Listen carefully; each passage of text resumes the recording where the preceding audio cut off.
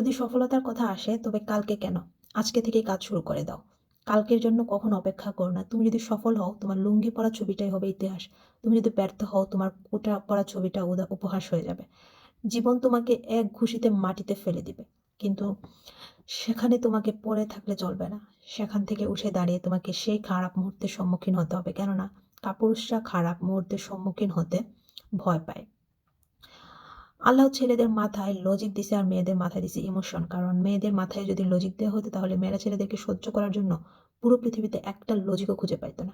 এই কারণে কোনো পুরুষ যদি চায় তার সংসার টিকুক, তার অবশ্যই বউয়ের ইমোশনকে ভ্যালিডেট তো করতেই হবে আর আল্লাহর কাছে কান্না করে দোয়াও করতে হবে। এই ইমোশন যাতে কোনোদিন ফুরায় না যায়। কারণ মেয়েরা যেদিন যুক্তি দিয়ে ডিসিশন নেওয়া শুরু করবে সেদিন জগৎ সংসারের কোনো সংসারে কিন্তু আর টিকবে না। খাপ খাইয়ে নেওয়া অনেক বড় একটা গুণ। নিজেকে এমনভাবে করা উচিত যাতে বেস্ট এবং ওর সব পরিস্থিতি টিকে থাকা যায়, মিশে যাওয়া যায় পরিবেশের সাথে। নামি দামি রেস্টুরেন্টের ফ্রাইড রাইস থেকে ফুটপাতের ডিম খিচুড়ি সবই যেন পেটে সয়।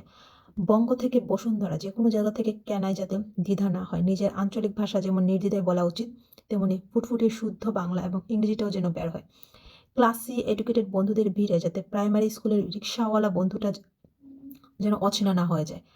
যোগ্যতা যাতে শুধু ক্যারিয়ারকে উপরে নিয়ে না যায়, অহংকার নয়।